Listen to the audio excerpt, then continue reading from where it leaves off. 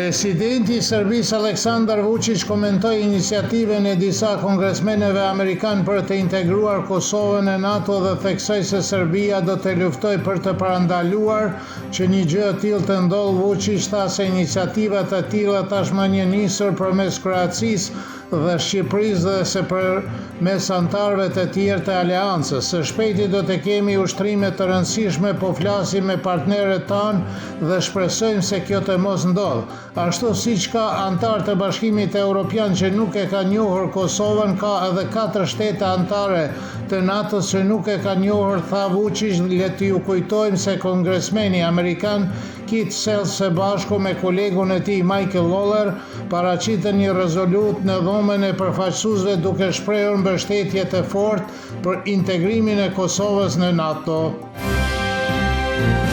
Gazeta gjermane Frankfurter Rundschau vlerësoi se kriza politike në Kosovë po thellohet, prandaj do të mbahen zgjedhje të reja parlamentare të tretat në vetëm 16 muaj. Në tekstin e titulluar Kaosi në Kosovë kujtohet se pas dështimit të zgjedhjeve së presidentit, kryeministri Albin Kurti akuzoi opozitën se nuk dëshiron të merr përgjegjësi dhe nuk e sheh zgjedhjet si zgjidhje. Nga ana tjetër, opozita fajson qeverinë për mungesën e gatishmërisë për bashkëpunim. Nënkretarja e Partisë Demokratike të Kosovës në opozitë, Lora Çitaku, citohet të ketë thënë se qeveria nuk mund të funksionojë pa kompromis, por siç pohon ajo, qeveria nuk kërkon bashkëpunim, por kërkon nënshtrim.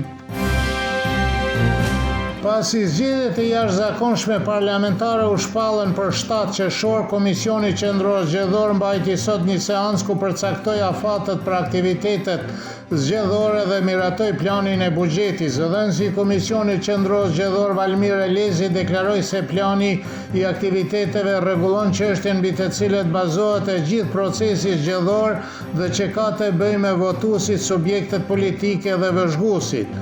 Përmes këtij plani, Komisioni Qendror Zgjedhor përcakton kohën për regjistrimin e votuesve jashtë Kosovës, votimit me postë dhe në misionet diplomatike, si edhe regjistrimi i votuesve me nevoja të veçanta. Pjesë e këtij plani është përcaktimi i afateve për akreditimin e vëzhguesve dhe mediave, tha Elezi.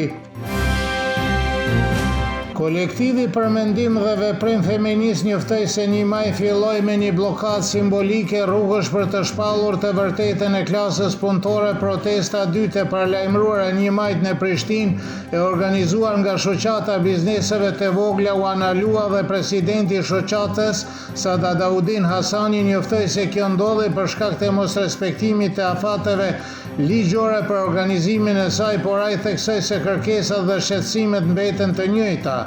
Ne kërkojmë që institucionet të respektojnë të drejtat e punëtorëve në bizneset e vogla, sepse ka shumë punëtor të drejtat e të cilave shkelen dhe as paga minimale dhe as kushtet e punës nuk respektohen, tha Hasani.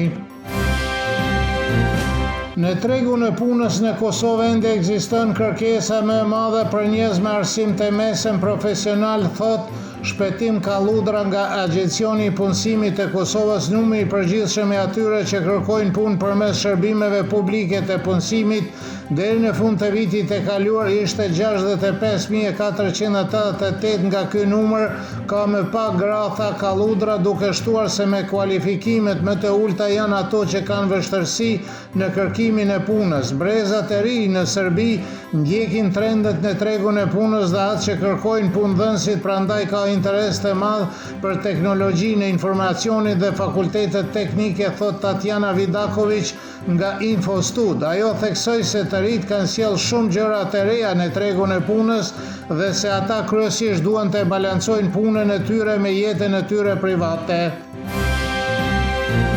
Profesoresha e Universitetit të Tiranës Ariana Muçaj tha se të rit në Shqipëri dëshirojnë kryesisht të studiojnë teknologji të reja, por se shkencat mjekësore nuk janë shumë prapa.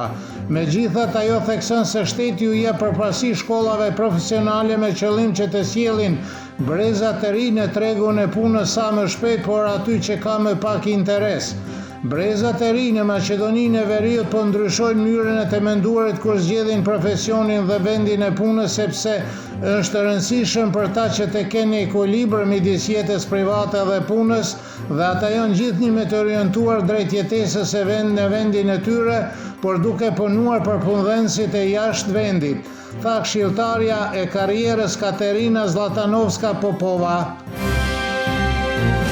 Moti nesër në mëngjes do të jetë i kthjellë dhe i ftohtë, ndërsa gjatë ditës do të jetë kryesisht me diell në të gjitha zonat. Në disa pjesë të vendit jugore mundet të ketë rreshje lokale, shiu me bubullima, mandje edhe rreshje bore në malet më të larta. Do të fryjë erë lehtë verilindore. Temperatura e mëngjesit do të sillet nga 0 deri në 8, kurse ajo maksimale ditore nga 14 deri në 22 gradë Celsius.